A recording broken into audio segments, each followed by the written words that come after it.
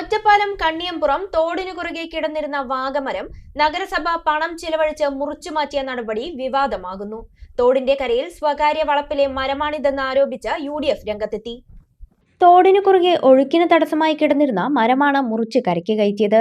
ഇതിനായി 77,000 രൂപ നഗരസഭാധ്യക്ഷ മുൻകൂർ അനുമതി നൽകിയത് സാധൂകരണത്തിനായി നഗരസഭാ കൗൺസിലിൽ യോഗം പരിഗണിച്ചെങ്കിലും UDF BJP അംഗങ്ങളുടെ എതിർപ്പിനെ തുടർന്ന് മാറ്റിവെച്ചിരുന്നു. വാഗമരം വിലപിടിപ്പുള്ളതാണെന്നും 77,000 രൂപ ചെലവാക്കി വെട്ടേണ്ട കാര്യമില്ലെന്നുമായിരുന്നു പ്രതിഷേധക്കാരുടെ നിലപാട്.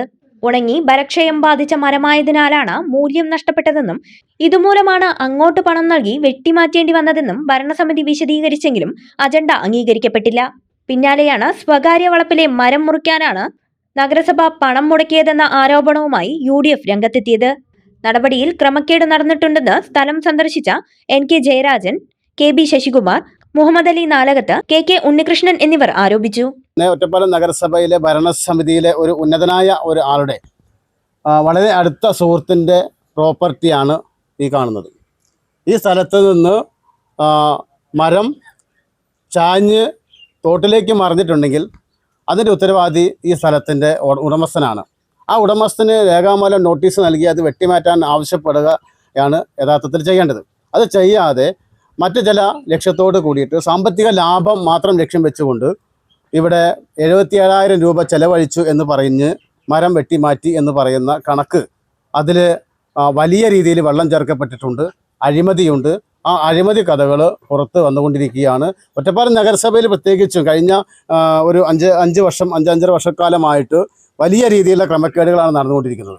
ഇവിടെ ബിനാമികളാണ് ഇതെല്ലാം ഈ കരാറുകാരൊക്കെ നിയന്ത്രിച്ചുകൊണ്ടിരിക്കുന്നത്. ബിനാമി ആയിട്ടാണ് പലരും ഇവിടെ ഒറ്റപ്പാലം നഗരസഭയിലെ പലതും ഏറ്റെടുത്തുകൊണ്ട് പല കണക്കുകളും കള്ളക്കണക്കുകളാക്കി അവതരിപ്പിച്ച് പൊതുജനങ്ങളുടെ നികുതി പണം കൊള്ളയടിച്ചുകൊണ്ടിരിക്കുകയാണ്. ഇതിനെതിരെ ശക്തമായ രീതിയിലുള്ള പ്രതിഷേധവുമായിട്ട് UDFൻ്റെ കൗൺസിലർമാർ അകത്തും പുറത്തുമൊക്കെ സമരങ്ങളുമായിട്ടുണ്ടാവും. സ്റ്റാൻഡിംഗ് കമ്മിറ്റി ചെയർമാൻ്റെ വാർഡിൽ ഉൾപ്പെടുന്ന ഈ സ്ഥലത്ത് ആ സ്വകാര്യ വ്യക്തിയെ സംരക്ഷിക്കാനും സഹായിക്കുന്നതിനും വേണ്ടി അയാളുടെ സ്ഥലത്തുള്ള മറ്റുള്ള മരങ്ങളെല്ലാം അയാൾ വിൽക്കുകയും ചെയ്തിട്ടുള്ളതാണ്.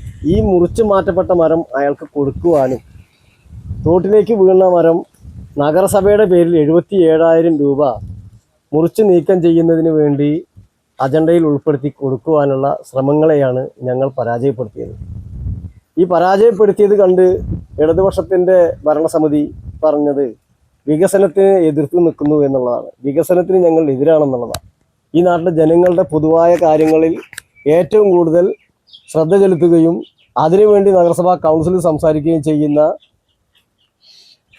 റൂളിംഗ് പാർട്ടിക്ക് എതിരായി എന്തെങ്കിലും സംസാരിച്ചു കഴിഞ്ഞാൽ അതിന് വികസന വിരോധികളെന്ന് ചാപ്പ കുത്തിക്കൊണ്ട് ഈ നാട്ടിലെ ജനങ്ങളെ തെറ്റിദ്ധരിപ്പിക്കുന്ന ഇടതുപക്ഷത്തിൻ്റെ ഭരണസമിതി ഈ നാട്ടിലെ ജനങ്ങളോട് മാപ്പ് പറയുകയും ഇതുപോലെയുള്ള കൊള്ളകൾ തടയുന്ന നഗരസഭയിലെ കൗൺസിലർമാർക്കെതിരെ ഇവർ നടത്തുന്ന ദുഷ്പ്രചരണങ്ങളെ പൊതുജനം അറിയണം എന്നുള്ളതാണ് ഞങ്ങൾക്ക് ഈ അവസരത്തിൽ അറിയിക്കാനുള്ളത്. Ambalappara physiotherapy and rehabilitation centre at Kadambur now serves with high standard facilities, experienced doctors in physiotherapy and staying facility available for better outcome.